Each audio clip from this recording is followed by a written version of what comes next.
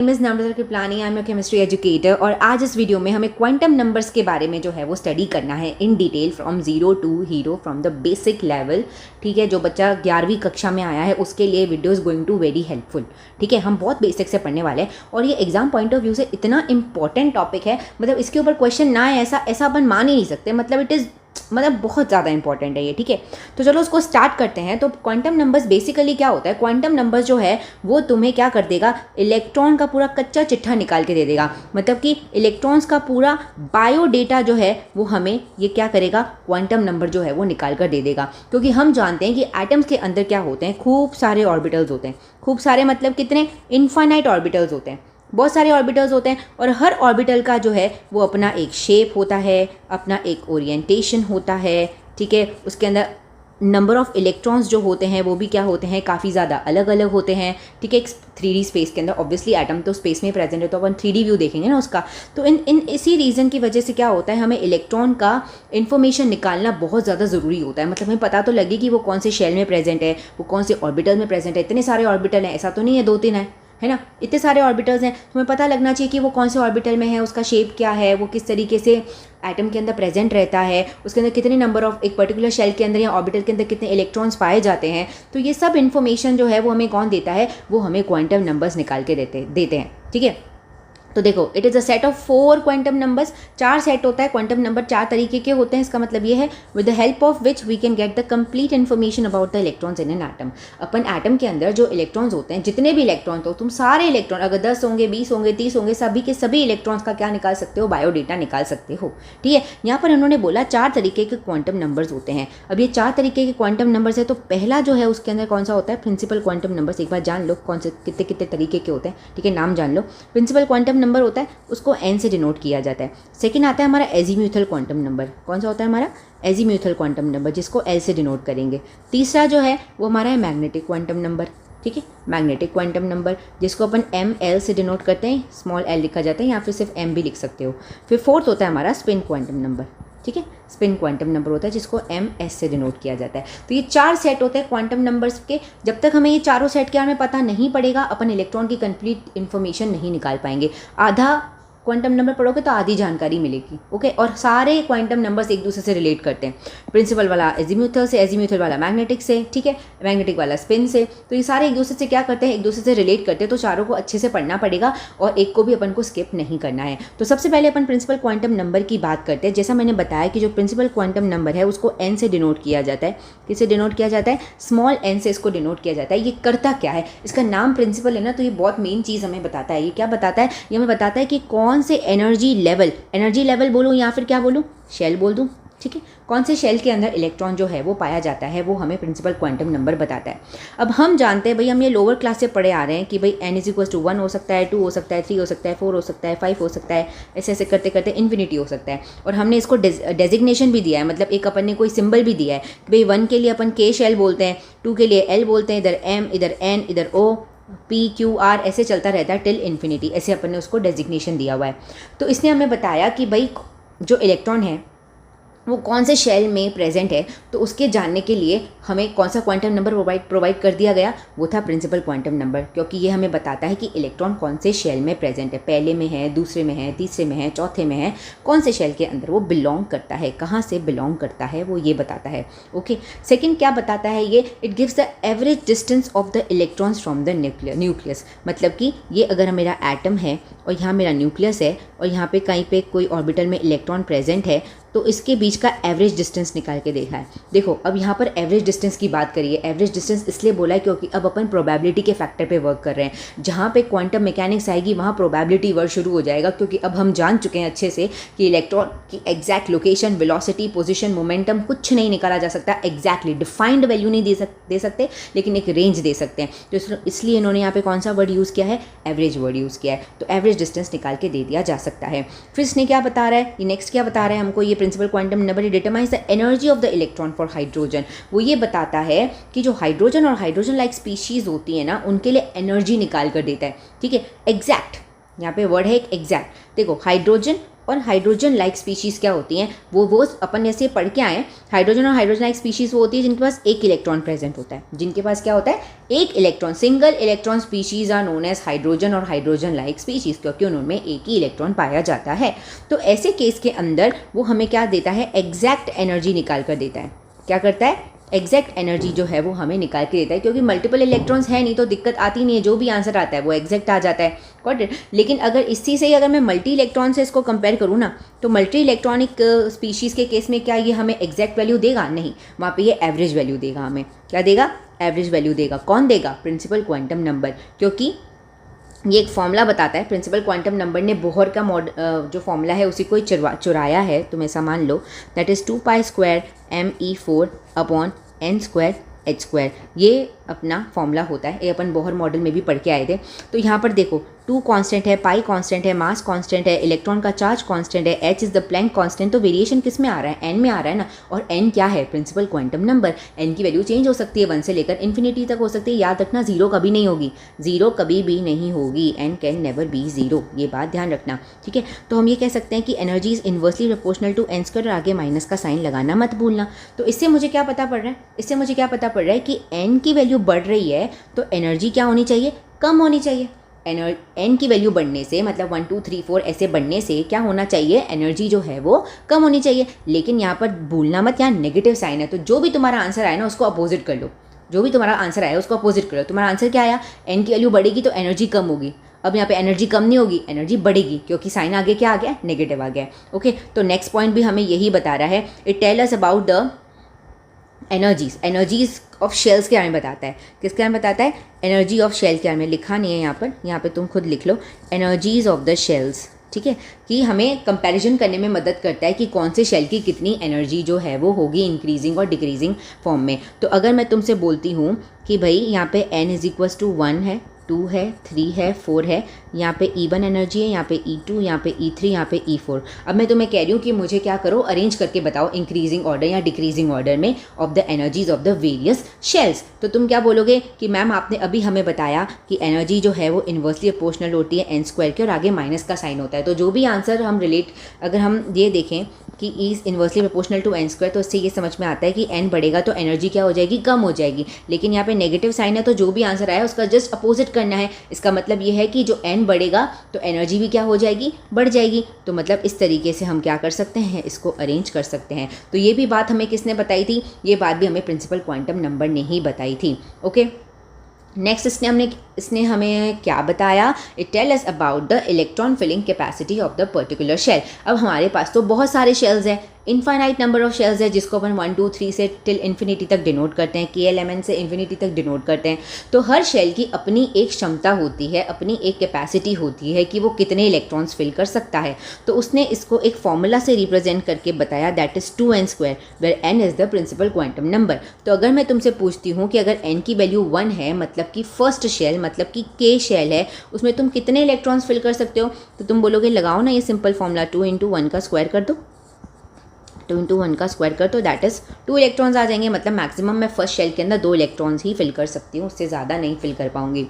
Similarly जब n = 2, मतलब कि L शेल की बात करती हूँ, तो उसके अंदर 2 × n² करेंगे तो 2 × 2 का स्क्वायर कर देंगे, मतलब 8 आ जाएगा। तो सेकंड शेल के अंदर, that is the second shell L shell, उसके अंदर 8 इलेक्ट्रॉन्स फिल कर सकते हैं, ठीक है। उसी तरीके से थर्ड के लिए निकाल के देख लो, जो कि M शेल कहलाता है, तो यहाँ पे 18 इलेक्ट्रॉन्स की फिलिंग होगी। तो इस तरीके से कोई भी तुम्हें शेल नंबर बता देगा तो तुम क्या कर सकते हो, उसमें ये बता सकते हो कि इसके अंदर मैक्सिमम इलेक्ट्रॉन कितने फिल हैं। और इलेक्ट्रॉन एक बार पता पड़े कौन से शेल में, उसके बाद ही तो उसकी सारी इन्फॉर्मेशन निकलेगी ना, ठीक है। तो ये प्रिंसिपल क्वांटम नंबर जो है हमें ये सारी बातें बताता है। अब अपन अपने नेक्स्ट क्वांटम नंबर पे चलते हैं, जो कि है हमारा azimuthal quantum number. Azimuthal quantum number को स्मॉल l से डिनोट किया जाता है। किससे डिनोट करते हैं, स्मॉल l से डिनोट करते हैं। और एजीम्यूथल क्वांटम नंबर के कुछ और भी नाम है, जैसे इसको सब्सिडरी क्वांटम नंबर भी कहा जाता है। It is also called as subsidiary quantum number, यहाँ पर इसको तुम क्या बोल सकते हो, सेकेंडरी क्वांटम नंबर कह सकते हो। सेकेंडरी क्वांटम नंबर भी इसको हम कहते हैं। ओके, अब ये हमें क्या बताता है, ये देखते हैं। भाई हमें शेल के बारे में पता पड़ चुका है, प्रिंसिपल क्वांटम नंबर से शेल की एनर्जीज़ के बारे में पता पड़ चुका है, और हमें ये भी पता पड़ चुका है कि शेल के अंदर कितने इलेक्ट्रॉन्स फिल हो सकते हैं। ओके, अब एजीम्यूथल क्वांटम नंबर जो है वो हमें बताता है नंबर ऑफ सबशेल्स के बारे में। क्या बताता है? नंबर ऑफ सब शेल्स के बारे में बताता है। एक मेन शेल के अंदर कितने सब शेल पाए जाते हैं उसके बारे में बताता है। देखो भाई, अभी तक तुमने शेल जो है, energy level, energy state, energy shell, तुमने बहुत सुना, लेकिन सब शेल के बारे में तुमने नहीं सुना।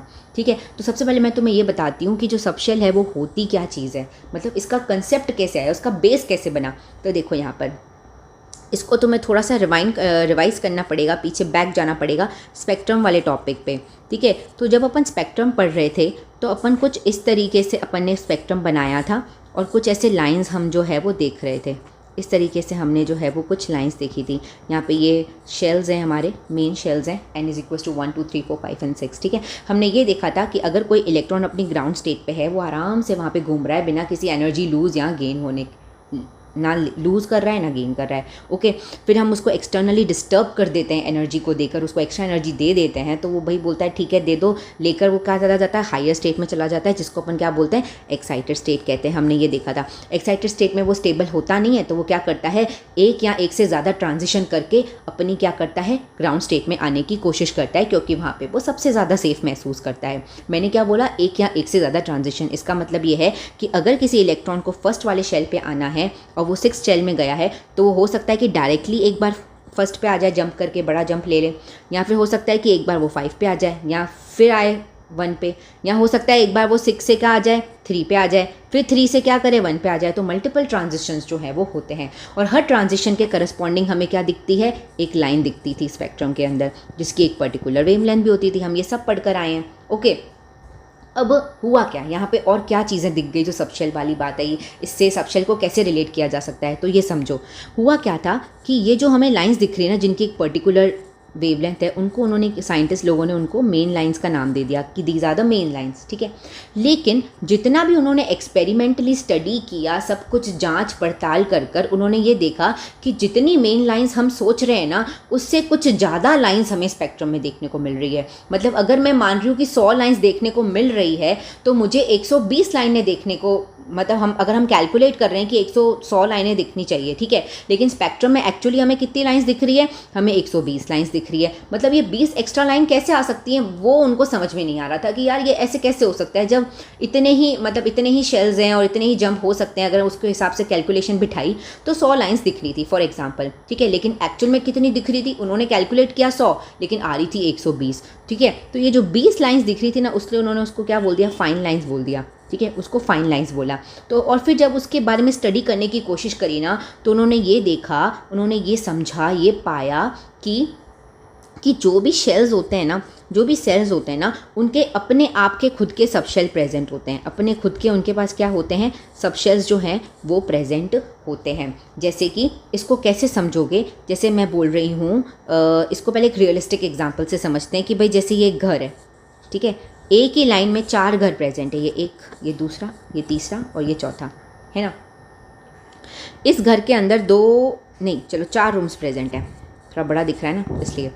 इसके अंदर 3 रूम्स हैं, इसके अंदर 2 हैं और इसके अंदर 1 रूम है। ठीक है, तो ये जो हमारे घर थे ना, वो किसको रिप्रेजेंट कर रहे हैं, शेल को रिप्रेजेंट कर रहे हैं, मेन प्रिंसिपल क्वांटम नंबर को।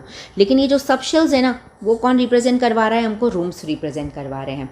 तो हर शेल के अंदर अपने हिसाब से अलग अलग नंबर ऑफ सब शेल्स जो थे वो प्रेजेंट थे। ठीक है, यहाँ पे 4 सब शेल, यहाँ पे 3, यहाँ पे 2, यहाँ पर 1 सब शेल, इस तरीके से प्रेजेंट था। ओके, तो सब शेल्स को तुम किससे रिलेट कर सकते हो, the number of rooms present in a particular house in a particular area. एक पर्टिकुलर एरिया के अंदर जो एक पर्टिकुलर हाउस है, उसके अंदर कितने नंबर ऑफ रूम्स है, वो हमें किसको रिप्रेजेंट करवाने में मदद कर रहा है, सब शेल्स को बताने में मदद कर रहा है। ठीक है, तो अब इसको एक डायग्राम से अगर अपन समझते हैं,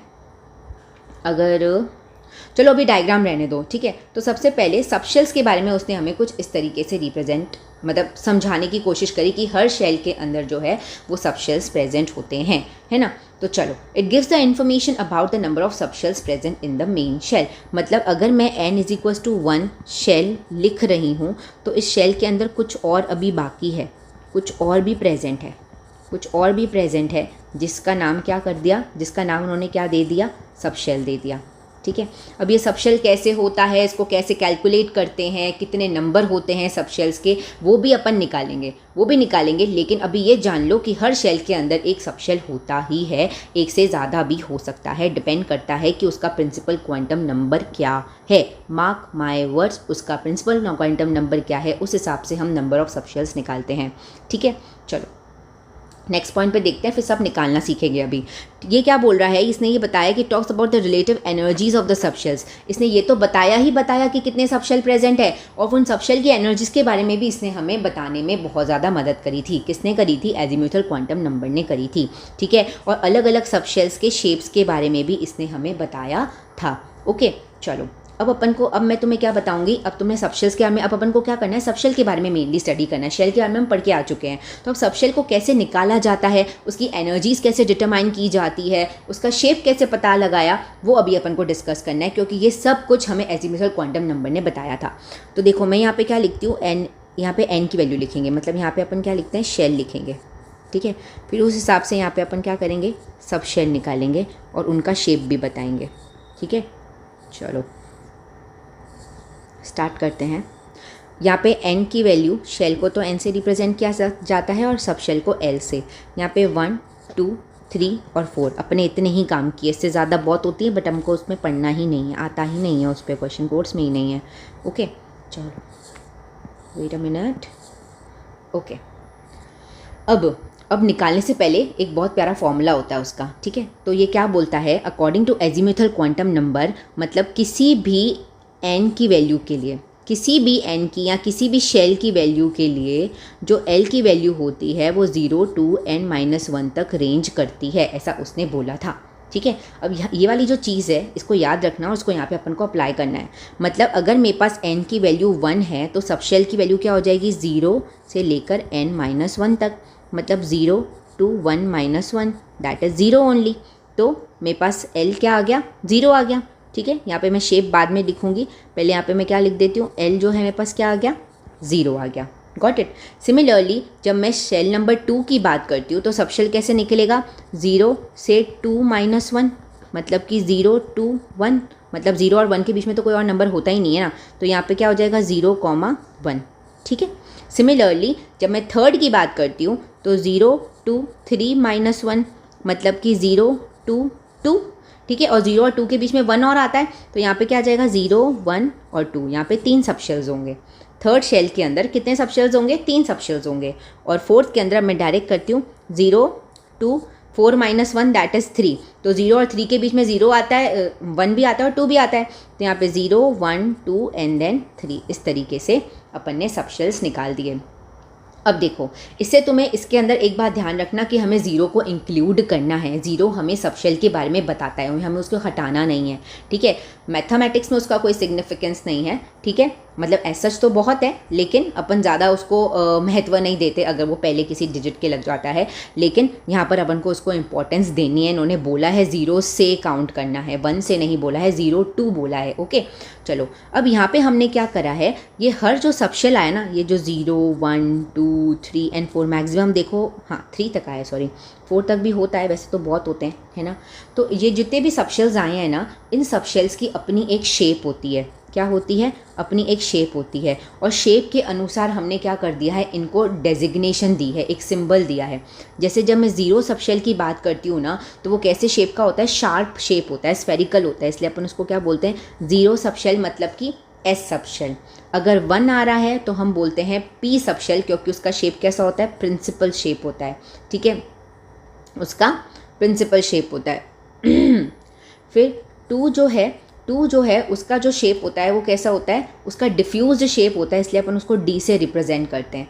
जो थर्ड वाला होता है उसको अपन F से रिप्रेजेंट करते हैं, क्योंकि उसका फंडामेंटल शेप होता है, ठीक है। और फोर्थ को अपन G से रिप्रेजेंट करते हैं, लेकिन मार्क माय वर्ड्स G कभी नहीं आएगा, अपन F तक ही स्टॉप हो जाते हैं। बोले तुम 12th में भी पढ़ लोगे ना, तभी भी सिर्फ F ही काम आने वाला है, इसके अलावा अपन के कोर्स में है ही नहीं, काम ही नहीं आता। मास्टर्स कर लेते हैं तभी भी काम नहीं आता है। ओके तो चलो अगर मैं अभी अपन यहाँ क्या करते हैं, यहाँ पे थोड़ा सा इसको कंबाइन करने की कोशिश करते हैं। n = 1 है तो उसके अंदर S सबशेल है। अगर 2 में है, अगर मैं 2 शेल की सेकंड शेल की बात करती हूँ तो उसके अंदर S भी है और P भी है। थर्ड के अंदर S है, P है और D है, देखो 0 1 2 है ना, तो S P D। और फोर्थ के अंदर S है, P है, D एंड F है, ठीक है। तो इसका मतलब ये है कि जितने भी शेल्स हैं उससे एक कम जो है वो नंबर ऑफ़ शेल्स प्रेजेंट होंगे हमारे पास, ठीक है। एक नंबर ऑफ n-1 तक हमको लेके जाना है नंबर ऑफ़ शेल्स को काउंट करने, सब शेल्स को काउंट करने के लिए। ओके, अब इसको डायग्रामेटिकली अगर रिप्रेजेंट करना है तो अपन देखो कुछ इस तरीके से करते हैं, तो उससे थोड़ी क्लैरिटी आएगी। ये देखो, ये मैं क्या बना रही हूँ, ये जो मैं सॉलिड लाइंस बना रही हूँ ना, तो ये क्या रिप्रेजेंट कर रहा है, n की वैल्यू, मतलब शेल की value, n is equal to 1 2 3 and 4। अब हमको ये पता पड़ चुका है कि हर शेल के अंदर सब शेल होते हैं। अब कितने सब शेल होते हैं वो भी हमने निकाल चुके हैं, तो S मतलब कि n की वैल्यू जब 1 होती है, मतलब जब पहला शेल की बात कर रही हूँ, तो उसके अंदर कितने सब शेल्स हैं, एक सब शेल प्रेजेंट है और उसका शेप कैसा है, S, उसका नाम क्या है और शेप क्या है, S से अपन डिनोट करते हैं, मतलब कि शार्प। तो देखो इस तरीके से मैं इसको बनाऊंगी, ये S सब शेल मैंने बनाया है, ठीक है। ये n का ही पार्ट है, ये फर्स्ट शेल का ही पार्ट है, अलग नहीं है ना। सेकेंड वाले के अंदर कितने सब शेल्स हैं, 2 सब शेल्स हैं, S और P, मतलब 0 और 1। तो इसको कैसे बनाएंगे, ये देखो, ये एक बनाया, ये दूसरा बनाया, ये S बनाया, ये P बनाया, ओके। थर्ड वाले के अंदर कितने सब शेल्स हैं, 1 2 3, 3 सब शेल्स प्रेजेंट है, जिसका नाम है 0 1 2 या फिर SPD से अपन उसको डिनोट कर सकते हैं, ठीक है। तो यहाँ पे मैं कितने बनाऊंगी, 3 बनाऊंगी, 1 2 एंड देन 3। यहाँ पे थोड़ी स्पेसिंग कम हो गई है मेरे से, S P और D। और सिमिलरली फोर्थ में किससे बनाऊंगी, S P D और F, इस तरीके से मैं 4 बनाऊंगी, समझ गए। तो अब हो क्या रहा था, ये जो फाइन लाइंस वाली जो बात मैंने तुम्हें करी थी ना, तो हो क्या रहा था कि देखो भाई, यहाँ पर अगर वेट अ मिनट, देखो अगर इलेक्ट्रॉन 1 से 2 पे गया, ठीक है, तो वो उसकी एक्साइटेड स्टेट हो गई। अब उसको क्या करना है, वापस से अपने नॉर्मल स्टेट में आना है। तो हो सकता है या तो वो डायरेक्टली आ जाए, तो मुझे मेन लाइन दिखेगी, तो क्या दिखेगी, इसके करस्पॉन्डिंग मुझे मेन लाइन दिखेगी। लेकिन ऐसा भी तो हो सकता है कि वो सेकंड से एक बार अपने P वाले सब शेल में चला जाए, या फिर सेकंड से एक बार वो अपने S वाले सब शेल में चला जाए, ठीक है, और फिर जाकर कहाँ आए, अपनी ग्राउंड स्टेट में आए। तो जब वो अपने सब शेल्स में जाता है ना, तो उससे हमें क्या दिखती हैं, फाइन लाइंस जो है वो देखने को मिलती है, जिसकी वजह से अपना जो स्पेक्ट्रम है उसके अंदर नंबर ऑफ़ लाइंस बढ़ गई। सब शेल्स थे तभी तो लाइंस बढ़ी ना, अगर सब शेल्स नहीं होते तो वहाँ पे ट्रांजिशन नहीं होता तो अपने कोई लाइंस भी नहीं दिखती, ओके। तो इन सब शेल्स की वजह से ही फाइन लाइंस आई, जिसकी वजह से स्पेक्ट्रम के अंदर नंबर ऑफ़ लाइंस बढ़ गई और स्पेक्ट्रम और ज़्यादा कॉम्प्लेक्स हो गया, ओके। ये कंसेप्ट था हमारा सब शेल का। अब इन्होंने क्या बोला कि यहाँ पे relative energies of sub shells के बारे में भी इन्होंने हमें बताने की कोशिश करी है। तो देखो यहाँ पे मैंने जितने भी डायग्राम बनाए, उसके अंदर S को मैंने हमेशा क्या करा, न्यूक्लियस की तरफ बनाया है और P को दूर बनाया। पहले S को बनाया, फिर P को बनाया, फिर D को बनाया। और हमें पता है कि न्यूक्लियस से डिस्टेंस अगर बढ़ता है तो एनर्जी भी क्या हो जाती है, बढ़ जाती है। तो इसका मतलब अगर मैं S P D F की बात करूँ तो इनकी एनर्जी जो है वो कुछ इस तरीके से हमें देखने को मिलेगी, ठीक है। शेप्स के बारे में इन्होंने बता दिया, अभी अपन ने यहाँ पे बात करी थी, ओके। तो इस तरीके से अपन ने प्रिंसिपल और एजीमुथल क्वांटम नंबर को अच्छे से डिस्कस कर लिया है। अब अपना जो नेक्स्ट क्वांटम नंबर है वो मैग्नेटिक क्वांटम नंबर बचा है और एक स्पिन क्वांटम नंबर बचा है, जो अपन इसी वीडियो के सेकंड पार्ट के अंदर कवर कर लेंगे, ठीक है। एंड अगर तुम्हें इस चीज़ में कोई भी प्रॉब्लम आई हो तो let me know in the comment section, and thank you so much for watching.